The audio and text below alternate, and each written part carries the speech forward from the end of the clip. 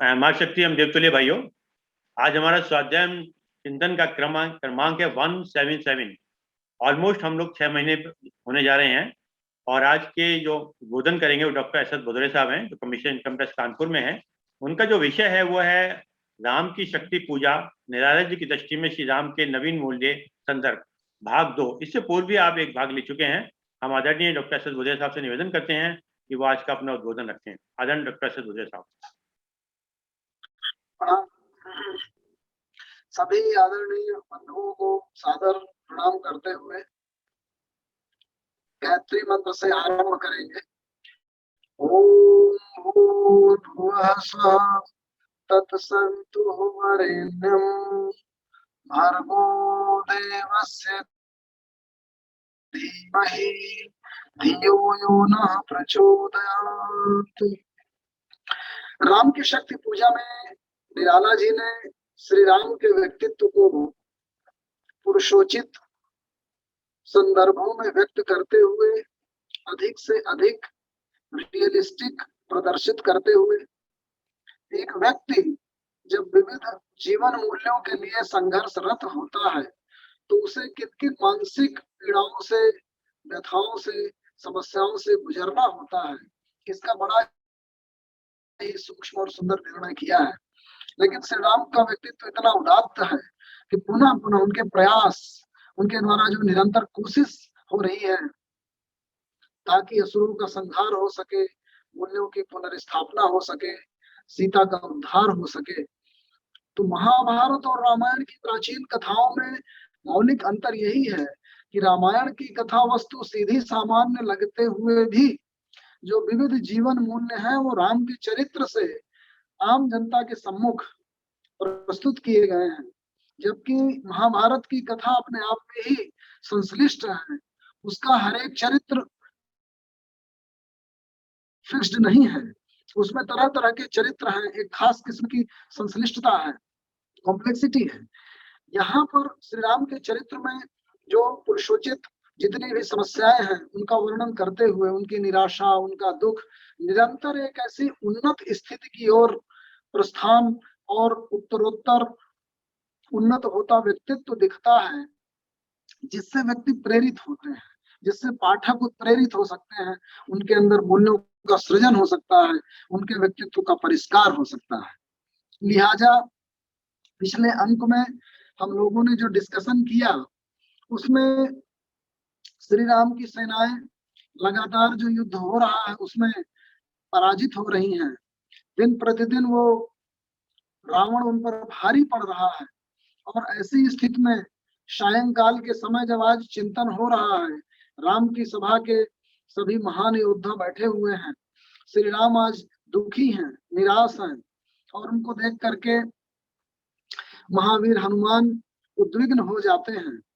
लेकिन छल से जो शक्ति है वो उनकी मांझना का रूप बना करके उन्हें शांत करा देती हैं कि जब तुम्हारा धर्म सेवक धर्म है और श्री राम ने तुमको अभी तक आज्ञा नहीं दी कि तुम इस महाकाश में आकर के और शक्ति से संघर्ष करो, तो ये तुम्हें, जब तुम बचपन में छोटे थे तो तुमने जो सूर्य को निगला था, ये वही भाव तुम्हें आकर के व्याकुल कर रहा है, इसलिए तुम शांत हो जाओ। हनुमान शांत हो जाते हैं और फिर विभीषण शुरू करते हैं। विभीषण का उद्बोधन है, राम का विषन्नानन देखते हुए कुछ क्षण, हे सखा विभीषण बोले आज प्रसन्न वदन, वह नहीं देख कर जिसे समग्र वीर बानर, भल्लूक विगत श्रम हो पाते जीवन निर्जर। हे राम, आज तुम्हारे व्यक्तित्व में वो प्रसन्नता नहीं दिख रही जिसे देख करके समस्त जो वीर वानर, भल्लूक और सेना के जितने भी योद्धा हैं वो प्रसन्न महसूस करें, उनके अंदर ऊर्जा का संचार हो, उनके अंदर साहस आए, उनके अंदर प्रेरणा मिले। ऐसा तुम्हारा मुख आज क्यों नहीं दिखाई दे रहा? रघुवीर तीर सब वही तूण में है रक्षित, है वही वक्षरण कुशल हस्त बल वही अमित, है वही सुमित्रा नंदन में घनाद जितरण, है वही भल्लपति बानरेंद्र सुग्रीव प्रमन। वही तीर है, वही तुम्हारा तर्कस है, वही तुम्हारे भुजाओं की शक्ति है, वही मेघनाद को जीतने वाले सुमित्रा नंदन श्री लक्ष्मण तुम्हारी सेना में आज भी हैं, वही भल्लपति जामवंत हैं, वही सुग्रीव हैं।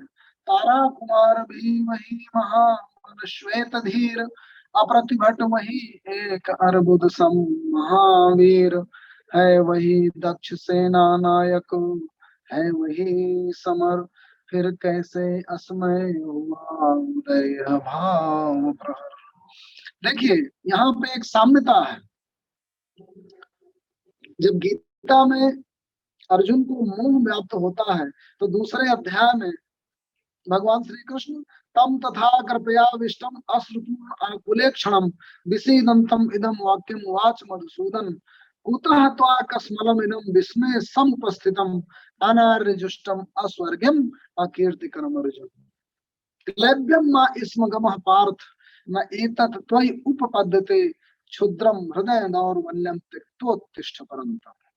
वहां भी जो श्री कृष्ण उद्बोधन करते हैं अर्जुन का, तो उन्हें ये कहते हैं कि ये आर्योचित गुण नहीं है। असमय में, उस समय में जब युद्ध के सम्मुख उपस्थित होकर तुम्हारा दायित्व, तुम्हारा कर्तव्य युद्ध करना है, उस समय तुम कर्तव्यच्युत होकर के ऐसे कर्म क्यों कर रहे हो? तुम्हें क्लैब्यता, नपुंसकता का जन्म कहाँ से उदय हुआ है? लेकिन समस्त मनोभावों का जो उदय है वो तो अंतःकरण में होता है। हमारे जो शास्त्र हैं वस्तुतः व्यक्ति के सरफेस पर जो होने वाली विविध घटनाएं हैं, सतह पर होने वाली जो विविध घटनाएं हैं, उनसे आरंभ कर और क्रमशः आंतरिक होते हुए हमारे मनोभाव, हमारी इंद्रियों की विविध प्रक्रियाओं, हमारी बुद्धि और हमारे तर्क की गति को पहचानते हुए और फिर मानसिक जो हमारा स्रोत है ज्ञान का, वहां तक पहुंचते हैं, उसको छूते हैं, वीणा के हृत तंत्री के वो तार बजाते हैं जिससे हमारा मानसिक जगत स्थिर हो जाए। समुद्र में जो ऊपर के लहरें और ऊपर की सुनामियां हैं, उन सब के अंदर, बहुत अंदर तक जो आइसबर्ग है, उसकी ऊर्जा का, उसकी प्रेरणा का जो स्रोत है वो अंतःकरण में होता है। वहीं से ऊर्जा, वहीं से साहस, वहीं से भावों का सृजन होता है। तो उस लगाम को कसने के लिए इसीलिए गुण कहा गया। गुण मतलब रस्सी। उन रस्सियों का जो उद्भव होता है वो हमारे ज्ञान के, चेतना के, भाव के जो स्रोत स्रोत जो आत्मा है वहां से निकलती है, उनको छूने की कोशिश करते हैं।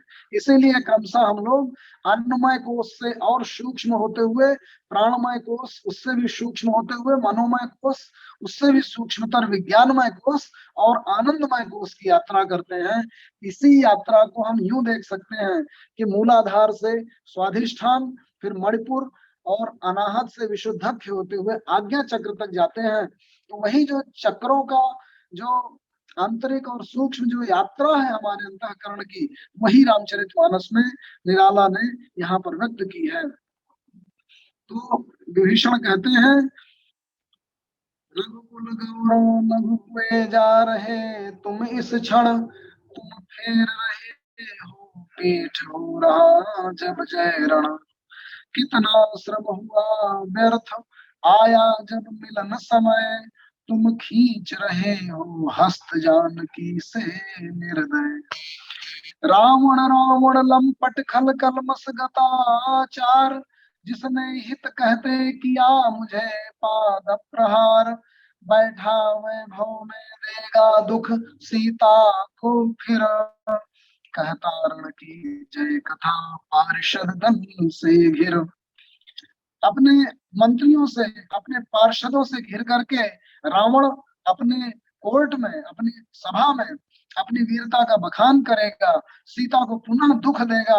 वो लंपट व्यक्ति जिसने हित कहते हुए मुझ में पाद प्रहार किया था, कल्पना करो क्या स्थिति होने जा रही है। तुम्हारे इन कर्मों का, तुम्हारी इस लघुता का, तुम्हारी इस निराशा का परिणाम ये होने वाला है कि सुनता वसंत में उपवन में पूजित पिक मैं बना किंतु लंकापति धिक राघव धिक धिक। अरे राघव, तुम्हें धिक्कार है कि तुम अपने कर्तव्य से च्युत होकर, ये वही धिक्कार है जिसे कृष्ण अर्जुन से कहते हैं क्लैप्यम मा स्मगम पार्थ न एक तत्वई उपपद्यते क्षुद्रम हृदय दौर्बल्यम त्यक्तोत्तिष्ठ परन्तप।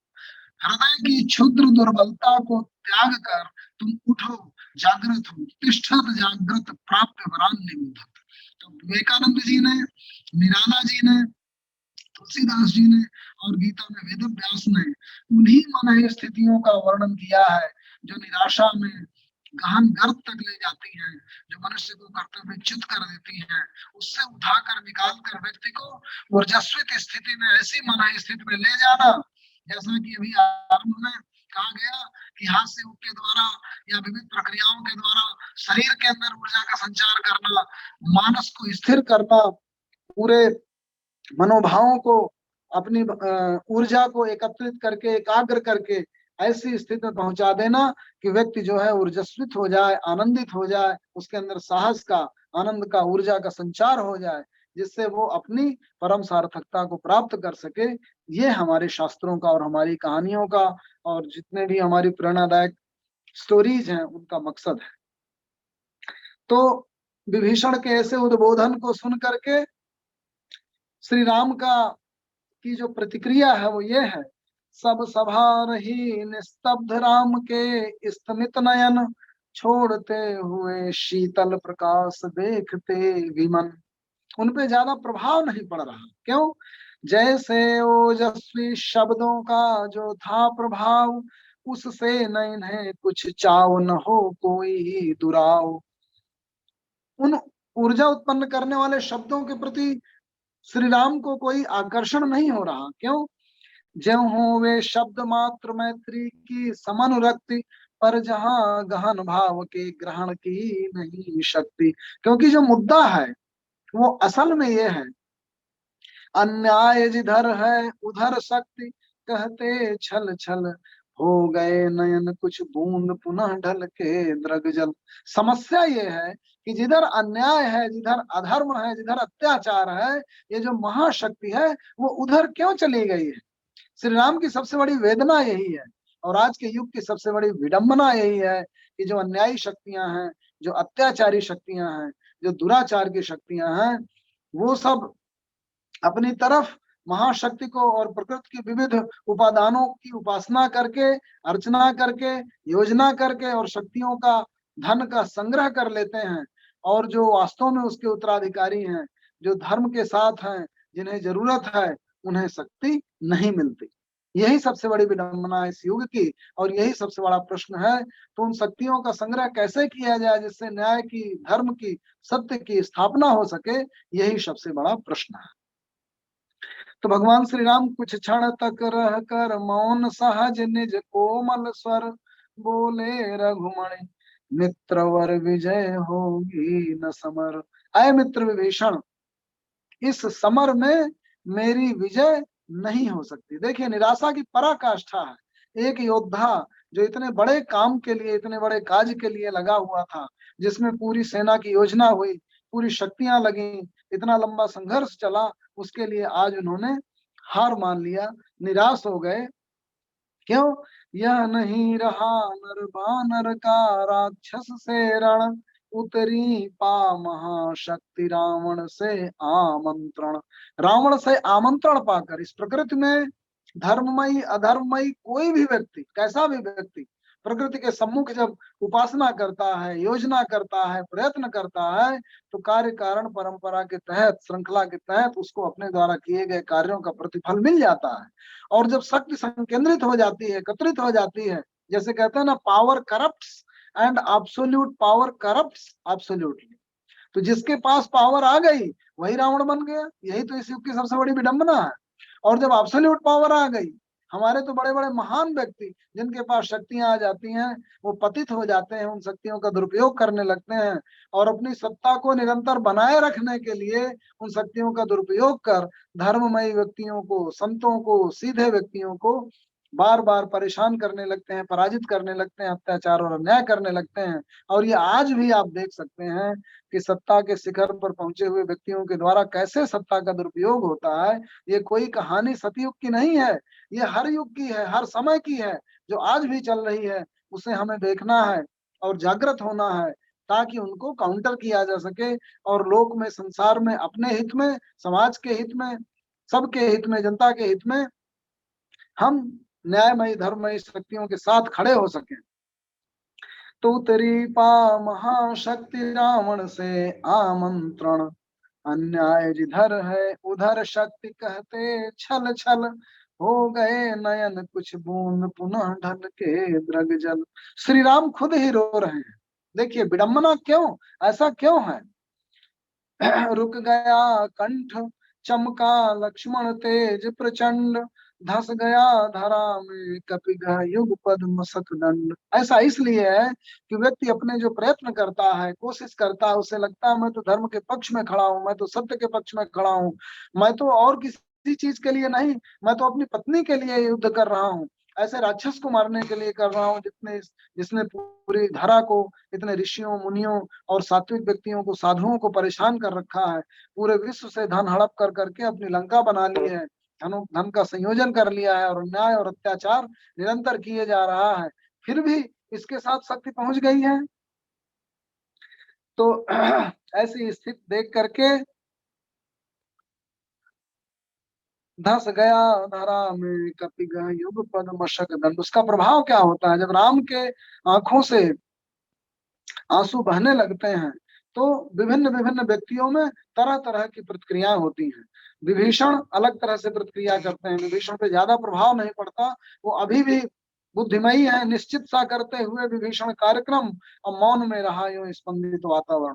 सुग्रीव के हृदय में जैसे घाव सा हो गया, लक्ष्मण क्रोध से युक्त हो गए, हनुमान जी उनके पूरे पैरों को लिए हुए जमीन के अंदर धंस गए निज। लेकिन फिर से श्री राम ने अपने आप को, अपनी ऊर्जाओं को, सबको एकत्रित किया।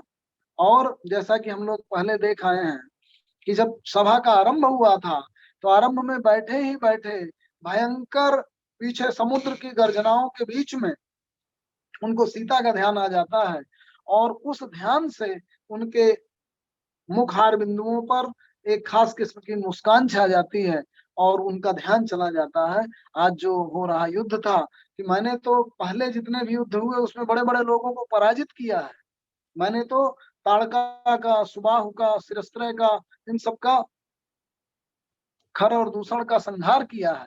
तो जब आप कठिन समय में हो तो अपनी शक्तियों को याद करें, अपनी क्षमताओं को याद करें, अपने द्वारा किए गए अच्छे कार्यों को याद करें, तो आपके अंदर ऊर्जा का संचार होगा, ऐसी भावना।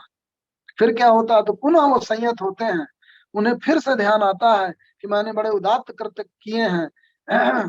तो निज सहज रूप में संयत हो जान की प्राण, बोले आया न समझ में यह दैवी विधान। अब उनका प्रमुख मुद्दा है जो उभर के आता है, रावण अधर्मरत भी अपना, मैं हुआ अपर, ये रहा शक्ति का खेल समर शंकर शंकर। शक्ति की योजना करने वाले, संपूर्ण संसार के संचालक भगवान श्री शिव के सम्मुख सबसे बड़ा प्रश्न उपस्थित करते हैं श्री राम कि मैं धर्मयुक्त होकर के भी शक्ति से वंचित हूँ और अधर्म युक्त होकर के भी रावण को शक्ति मिली हुई है, अन्याय के साथ शक्ति क्यों है, ऐसी इसका आप हमें जवाब दीजिए। करता मैं योजित बार बार शर निकर निशित, मैं ऐसे बाणों का अनुसंधान करता हूँ, संधान करता हूँ अपने धनुष में जिनसे संपूर्ण सृष्टि विजित हो सकती हो, जो तेज पुंज सृष्टि की रक्षा का विचार है, जिनमें निहित पतन घातक संस्कृति अपार, सत शुद्धि बोध सूक्ष्माति सूक्ष्म मन का विवेक, जिनमें है छात्र धर्म का धृत पूर्णाभिषेक, जो हुए प्रजापतियों से संयम से रक्षित, वे शर हो गए आज रण में श्रीहत खंडित। ऐसे ऐसे सरों का मैंने संधान किया है जो तेज पुंज हैं, जिनमें सृष्टि की रक्षा का विचार निहित है, जो इस पतन घातक ऐसी संस्कृति जो पतनमयी है उसके उसके घातक हैं, ऐसे ऐसे तीरों का, ऐसे ऐसे बाणों का ऐसा मैंने अनुसंधान किया है। सत शुद्ध बोध सूक्ष्माति सूक्ष्म मन का विवेक। जिन्होंने संस्कृतियों ने, प्रजापतियों ने अपने संयम से जिन बाणों की रक्षा की है, आज वो सब इस रण में खंडित हो रहे हैं, श्रीहत हो रहे हैं। ऐसी विडंबना उपस्थित हो गई है। और देखें आप, स्वतंत्रता आंदोलन के समय में ऐसी विषम परिस्थितियां भारत के सम्मुख हुई थी कि ब्रिटिश साम्राज्य की जितनी अधर्ममय शक्तियां थी एक तरफ थी, और गांधी जी के नेतृत्व में, स्वतंत्रता संग्राम सेनानियों के नेतृत्व में हमारी तरफ सारे व्यक्ति स्वतंत्रता के लिए युद्धरत थे, लेकिन बार बार वो पराजित हो जा रहे थे। ऐसी स्थितियां, और आज भी हम देखते हैं कि जब हम किसी अच्छे कार्य के लिए निकलते हैं तो उसमें हजार बाधाएं खड़ी होती हैं। श्री राम कहते हैं, देखा है महाशक्ति रावण को लिए अंक, लांछन को ले जैसे शशांक नभ में अशंक। जैसे ये चंद्रमा अपने अंक में, अपनी गोद में इस तरीके के लांछनों को धारण करते हुए जिस तरह से विचरण करता है आकाश में, उसी तरह से आज मैंने देखा है कि महाशक्ति ने अपने गोद में रावण को बिठा रखा है। और मैं जितनी बार भी प्रयत्न करता हूं कि मैं उस पर वार पर वार करूं, तो उतनी बारी विफल हो जाता है। हत मंत्र पूत सर समृत करती बार बार, निष्फल होते लक्ष्य पर क्षिप्रवार परवार। विचलित लख कपिदल क्रुद्ध युद्ध को मैं ज्यों ज्यों, झक झक झलकती बन्नी भामा के दृढ़ त्यों त्यों। मैं ज्यों ज्यों प्रयत्न करता हूँ, जितनी बार भी प्रयास करता हूँ कि उसको उसका संहार करूं, उतनी बार भी मेरे बाणों को समाप्त कर देती हैं, निष्फल कर देती हैं। ये स्थिति है। तो जब ऐसी स्थिति हो गई, श्री राम ने जब अपनी बात समाप्त की, तो जो जाम्बवान थे, जो वृद्ध थे, जिन्होंने हजारों लड़ाइयां देखी थी, जिन्होंने अपनी युवावस्था में इस पूरे ब्रह्मांड के चक्कर कर लिए थे 7 घड़ियों में, उन्होंने खड़े होकर कहा, कहुए भानुकुलभूषण महामौन क्षण भर, बोले विश्वस्त कंठ से जाम्बवान रघुवर।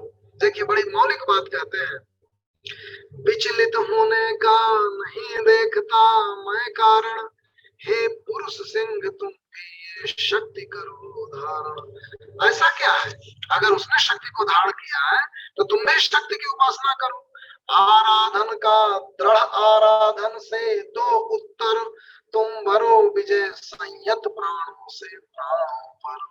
रावण अशुद्ध होकर भी यदि कर सका त्रस्त, तो निश्चय तुम हो सिद्ध करोगे उसे ध्वस्त। शक्ति की करो मौलिक कल्पना, करो पूजन, छोड़ दो समर जब तक न सिद्धि हो रघुनंदन। हे रघुनंदन, अगर रावण अशुद्ध होकर के भी धर्ममय शक्तियों को इस तरह से त्रस्त कर सकता है, तो तुम भी आराधन का दृढ़ आराधन से उत्तर दो। तुम भी संयत प्राणों से प्राणों पर उस शक्ति की का आह्वान करो, उसका शोध करो, उस शक्ति को प्राप्त करो। और जब तक वो शक्ति तुम्हें नहीं मिल जाती, तब तक हम युद्ध को लिंगर कर रहे हैं, हम आगे बढ़ा रहे हैं, हम रोज रोज लड़ेंगे। जब तुम्हें उस सिद्धि मिल जाए, तुम्हें ज्ञात हो जाए कि क्या उपाय है, उसकी कल्पना करो, उसका शोध करो, उसका चिंतन करो, खोजो, देखो, ऑब्जर्व करो, और फिर एक नई रणनीति बना करके हम लोग फिर लड़ेंगे। ऐसी कौन सी बड़ी बात है। शक्ति की करो मौलिक कल्पना, करो पूजन, छोड़ दो समर जब तक न सिद्धि हो रघुनंदन। जब तक सिद्धि ना हो, तब तक तुम युद्ध से अलग होकर ऑब्जर्व करो, क्या घटनाएं हो रही है, पुनः आराधना करो, पुनः योजना करो, पुनः उसकी खोज करो, मौलिक कल्पना करो, और तुम्हें निश्चित रूप से वो प्राप्ति होगी। खिल गई सभा उत्तम निश्चय भल्लनाथ, कह दिया वृद्ध को मान राम ने झुका माथ।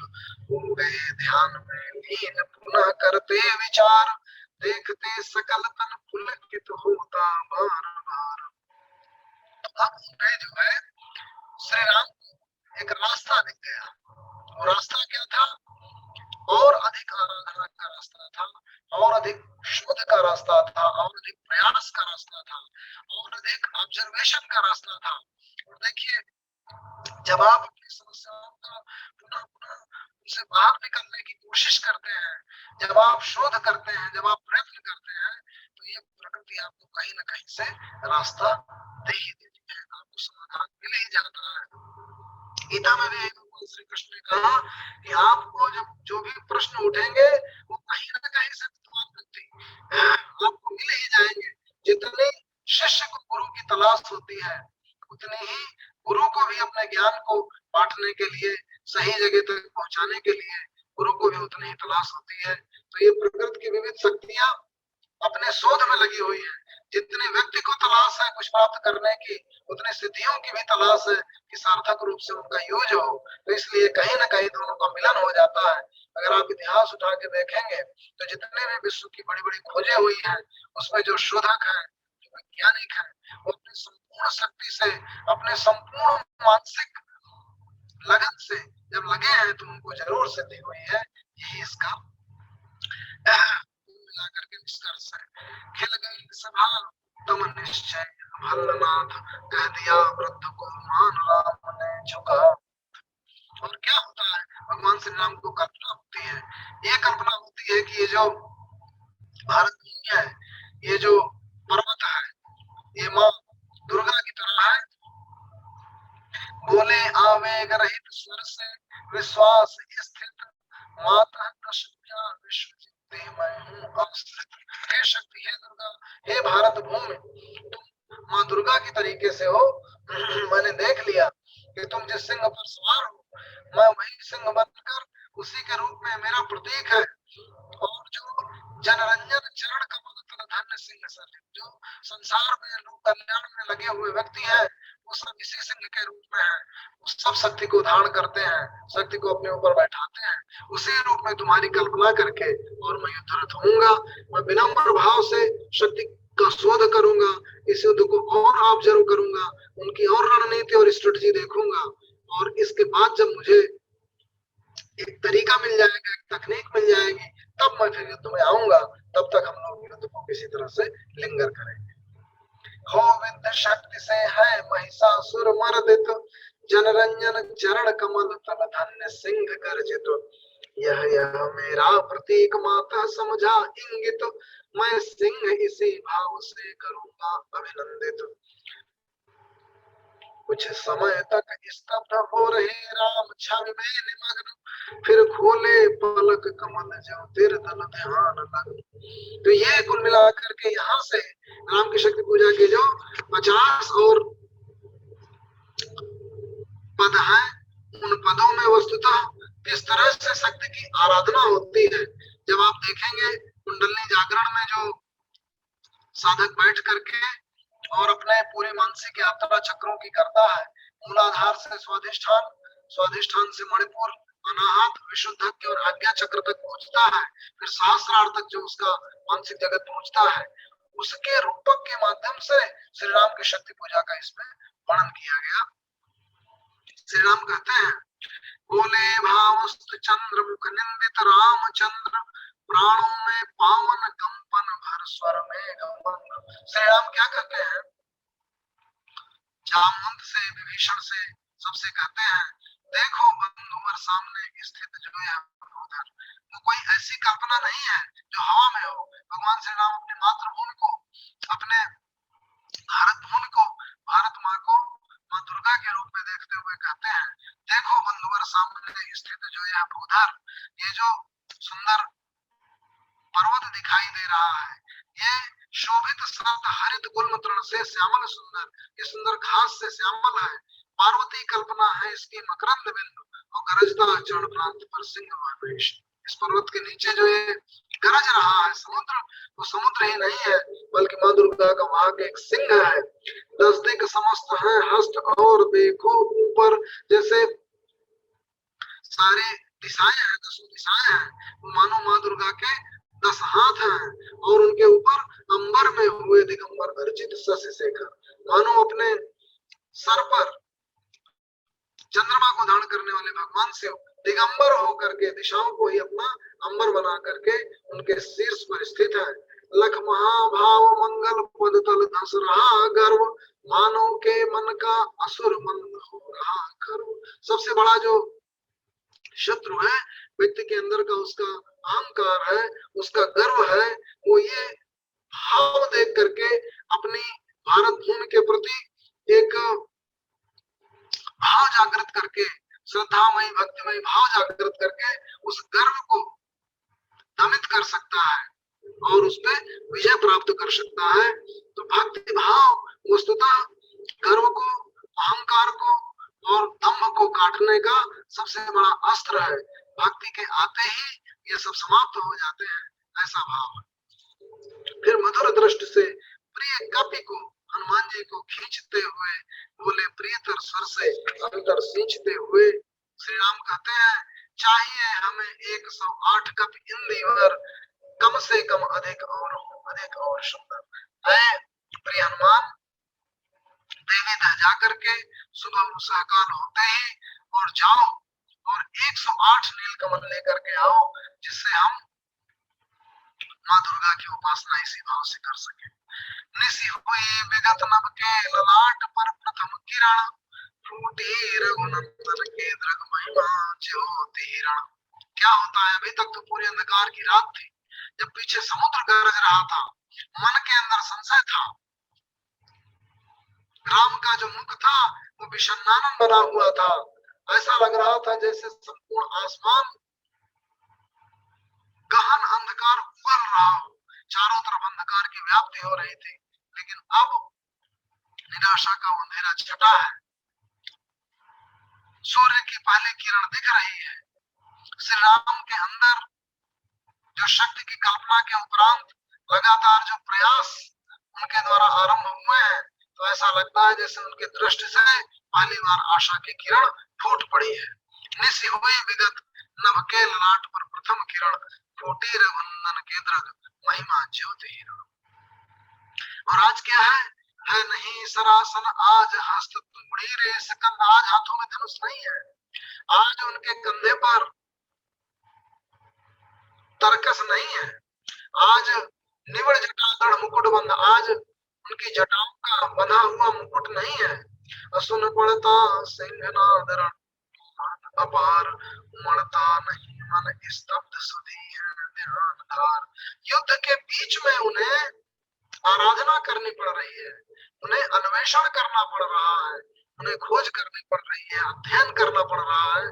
जैसे विश्व कप के बीच में क्रिकेट की विविध टीमों का अध्ययन करते हुए कोई विपक्षी दल वीडियो रिकॉर्डिंग में देखता है, पूरी रणनीति बनाता है कि कल किससे खेलना है, वेस्ट इंडीज की टीम से खेलना है। तो वेस्ट इंडीज की टीम में जितने भी उसके खेलने वाले हैं, आज तक वो किस तरह से खेलते रहे, उसके बैट्समैन किस तरह के हैं, किस तरह की बॉल उनकी कमजोरी है, किधर बॉल डाली जाए जिससे वो उसको ना मार पाए, कहाँ ज्यादा कैच गिराते हैं, उनके बॉलर किस तरह की बॉलिंग करते हैं, उसका पूरा अध्ययन जैसे चल रहा हो, उसी तरह से श्री राम ने रण क्षेत्र के बीचों बीच में पूरा एक अध्ययन, पूरी एक आराधना, पूरा एक शोध और अन्वेषण का जो एक कार्यक्रम तैयार किया, मानो वैसा हो रहा हो। भगवान श्री राम कैसे करते हैं, सुन पड़ता सिंहनाद रण कोलाहल अपार, उमड़ता नहीं मन स्तब्ध सुधी है ध्यान धार। पूजो परांत जपते दुर्गा 10 भुजा नाम, मन करते हुए मनन नामों के गुण ग्राम। तो जो आप अजपा जाप का जब आरंभ करते हैं कुंडलनी जागरण और अपनी शक्तियों को जगाने के लिए, तो आप मनन करते हैं। कोई लोग तो अपने इष्ट पर अपना ध्यान केंद्रित करते हैं, कोई लोग नामों का, सोहम का, शिवोहम का, अयमात्मा ब्रह्म, अहम ब्रह्मास्मि तत्त्वमसि या ओम भूर्भुवः स्वः में, इन मंत्रों में अपना ध्यान जागृत करते हैं। कोई व्यक्तियों में अपने इष्ट श्री कृष्ण, श्री राम, शिव, जो भी उनके इष्ट हैं, या निराकार में अपना ध्यान रमाते हैं। तो वो मन से मनन करते हुए, नामों के गुणग्राम का बार बार ध्यान करते हुए, बीता वह दिवस हुआ मन स्थिर इष्ट के चरण, गहन से गहन तर होने लगा समाराधन। जो आराधना है वो गहन से और गहनतर होती जा रही है। कैसे हो रही है, बीता वह दिवस हुआ मन स्थिर इष्ट के चरण। तो जो 8 चरणों में शक्ति की पूजा है, नवरात्रि जो है 9वें चरण में जाकर के वो सहस्रार तक पहुंचती है। जो ऊर्जा है वो आरंभ कहाँ से करती है, मूलाधार से आरंभ करती है। क्रम क्रम से हुए पार राघव के 5 दिवस, चक्र से चक्र मन चढ़ता गया ऊर्ध्व निर्लस, बिना आलस्य के उत्तरोत्तर ऊपर की ओर उनकी उन्नति हो रही है, मन की एकाग्रता बढ़ रही है। कर जप पूरा कर एक चढ़ाते इंदिवर, निज पुरश्चरण इस भांति रहे हैं पूरा कर। हाथ के द्वारा जप करते हुए जब एक आवृत्ति हो जाती है तो पुरश्चरण करते हुए एक नील कमल अर्पित कर देते हैं और दूसरा पुरश्चरण आरंभ हो जाता है। हमारे जो परम गुरु हैं श्री राम शर्मा आचार्य जी, उन्होंने लाखों लाख पुरस्चरण करके और गायत्री मंत्र का, और उसके बाद जो है उन्होंने अपने ध्यान को एकाग्र करके जो ऊर्जा प्राप्त की थी, कुछ उसी तरीके की निराला जी ने व्याख्या की है कि जब बारंबार आवृत्ति मई अपने अध्ययन के द्वारा, शोध के द्वारा, अन्वेषण के द्वारा, जप के द्वारा जब आप अपने मन को क्रम से एकाग्र करते हैं, अपनी शक्तियों को केंद्रित करते हैं, बुद्धि को, ध्यान को, मन को, हृदय को, इन सबको एकाग्र करते हैं, तो आपके मन के अंदर लेजर वाली शक्ति प्राप्त हो जाती है। फिर आप जो भी देखते हैं, जो भी चीज सुनते हैं, जिसपे भी ध्यान लगाते हैं, वो तुरंत आपको याद हो जाता है। तो कर जप पूरा कर एक चढ़ाते इंदिवर, निज पुरश्चरण इस भांति रहे हैं पूरा कर। छठवें दिवस में क्या होता है, जो छठवां चक्र है, आज्ञा चक्र है, मूलाधार, स्वाधिष्ठान, मणिपुर, अनाहत, विशुद्ध के बाद आज्ञा। तो चढ़ षष्ठ दिवस आज्ञा पर हुआ समाहित मन, अप्रति जप से खिच खिच होने लगा महाकर्षण। इतनी शक्ति व्याप्त हो गई, इतनी शक्ति आ गई कि उनकी जप से, और जप हुआ अप्रति जप हुआ, जैसे अजपा जाप होता, बिना जपे ही जाप होने लगा सांसों के माध्यम से। सांसों की माला में सुमिरू मैं तेरा नाम, जिसको प्रभु का नाम जब सुमिरते हैं तो सांसों की माला के साथ आ रही है, जा रही है, आ रही है, जा रही है। और आप अपने मेरुरज्जु के साथ जो है निरंतर मूलाधार से आरंभ करते हैं, आज्ञा तक जाते हैं, आज्ञा से आरंभ करते हैं, मूलाधार तक आते हैं। तो बार बार आवृत्ति में शक्ति से आपकी चेतना उत्तरोत्तर इतनी एकाग्र चित्त होकर बढ़ जाती है, प्रति जप से खिंच खिंच लगा, खिंच खिंच होने लगा महाकर्षण। और संचित त्रिकुटी पर ध्यान, द्विदल देवी पद पर, जो आपकी त्रिकुटी है वहां पर पूरे ध्यान को संचित करके आज्ञा चक्र में स्थापित करने के बाद मानो देवी के पदों पर आपने अपना ध्यान श्री राम ने लगा दिया हो। क्या हुआ, जप के स्वर लगा कांपने थर थर थर अंबर। जप के स्वर से पूरा आकाश कांपने लगा, जो महाकाश है वो कांपने लगा। दो दिन निस्पंद एक आसन पर रहे राम, अर्पित करते इंदिवर जपते हुए नाम। नाम का जप करते हुए निस्पंद, बिना हिले डुले एक आसन पर बैठ गए। प्रतीक है, एक मेटाफर है, इसके माध्यम से आप कैसे एकाग्र हो, आप कैसे अपनी संपूर्ण शक्तियों को एकाग्रचित्त करके, वैसे भी आप देखेंगे जब आप कोई कार्य करते हैं उस पर जब आप अपनी संपूर्ण मानसिक संपदा को एकत्र कर देते हैं, अपना हृदय, अपना बुद्धि, अपना दिमाग, अपनी सोच, चिंतन, सारे रिसोर्स, तो देखिए वो निश्चित रूप से वो प्राप्त होती है। वही भाव है कि 2 दिन निस्पंद एक आसन पर रहे राम, बिना हिले डुले एक आसन पर बैठ गए और अर्पित करते इंदिवर जपते हुए नाम। क्या हुआ, 8वां दिवस मन ध्यान युक्त चढ़ता ऊपर, कर गया अतिक्रम ब्रह्मा हरि शंकर का स्तर। जो ब्रह्मा, हरि और शिव का, तीनों का जो है, शिव का जो तीसरा नेत्र है, एक तरफ ब्रह्मा का, एक तरफ विष्णु का, और तीसरी शक्ति शिव की, तीनों आपकी जो त्रिपुटी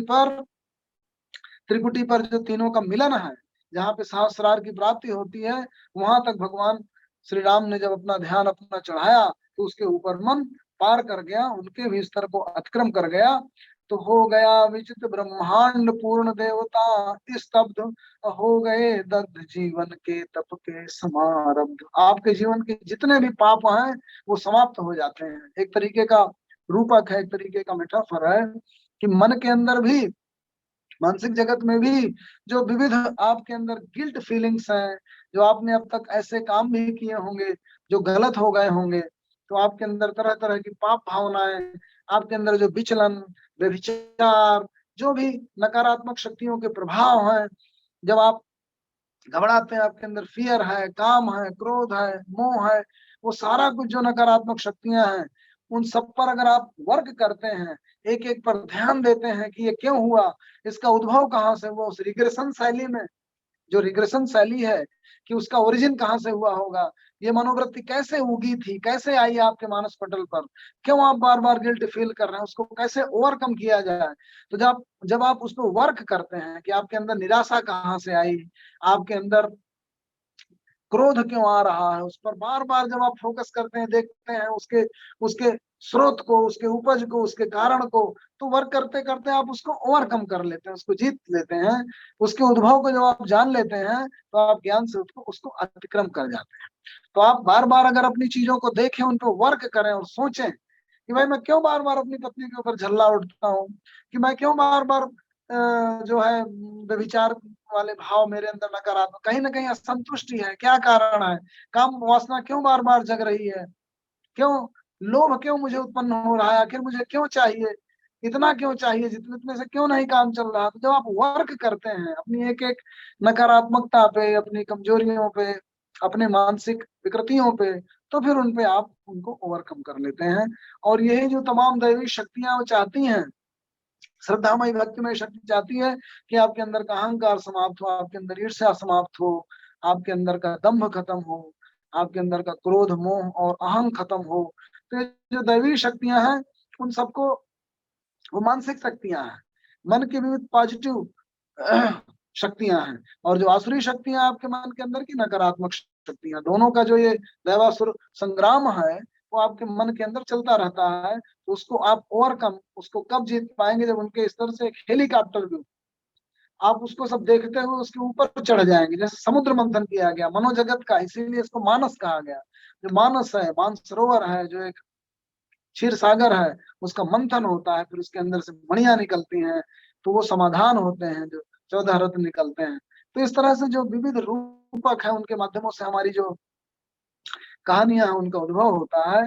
तो उसको जो है श्री राम ने उस पर जब वर्क किया तो वो समझ गए और उन स्तरों को पार कर गए। तो हो गया विजित ब्रह्मांड पूर्ण, देवता स्तब्ध हो गए, दग्ध जीवन के तप के समारब्ध, रह गया एक इंदिवर मन देखता पार, प्रायः करने को हुआ दुर्ग जो सहस्रार। एक पूजा का पुष्प बचा है, अंतिम नील कमल बचा है। देखिए, आप सारे युद्ध जीत जाते हैं, लेकिन जो अहम है वो अंत तक बैठा रहता है। सबसे बड़ा, सबसे दुर्गम शत्रु है जिसे जीतना मुश्किल होता है। तो जो अंत में जो अंतिम समर्पण है, वहां की जब स्थिति आती है तो क्या घटना होती है, देखिए। ये कह के ये लगभग कथा समाप्त होगी, इसको बहुत ध्यान से सुनिएगा। रह गया एक इंदिवर मन देखता पार, एक नीलकमल बचा है, अपरायः करने को हुआ दुर्ग जो सहस्रार, सहस्रार में पहुंचने वाला है मन। द्विप्रहर रात्रि साकार हुई दुर्गा, छिप कर हंस उठा ले गई पूजा का प्रिय इंदिवर। तो दुर्गा जी जो है वो छिप करके प्रकट हो जाती हैं। रात्रि, द्विपहर रात्रि का समय है, ऑलमोस्ट अर्धरात्रि है। छिप करके वो परीक्षण करने के लिए दुर्गा जी वो जो है वो नील कमल ही उठा करके चली जाती हैं। यह अंतिम जप ध्यान में देखते चरण युगल, अपने माँ के चरणों पर ध्यान लगाए हुए श्री राम उन दोनों चरणों को देख रहे हैं, और आंख मूंदे मूंदे ही राम ने बढ़ाया कर लेने को नील कमल, अपना हाथ बढ़ाते हैं आगे की ओर कि मैं नील कमल उठाऊं और ये मैं अपना अंतिम जप पूरा कर लूं। कुछ लगा न हाथ, हुआ सहसा स्थिर मन चंचल, ध्यान की भूमि से उतरे खोले पलक विमल। तो स्थिर मन चंचल हो गया क्योंकि हाथ में कुछ नहीं लगा। तो क्या है, संसार में जो है वो कुछ भी आपका नहीं है, कुछ भी कभी भी जा सकता है और आ सकता है, ऐसी यही है इस प्रकृति की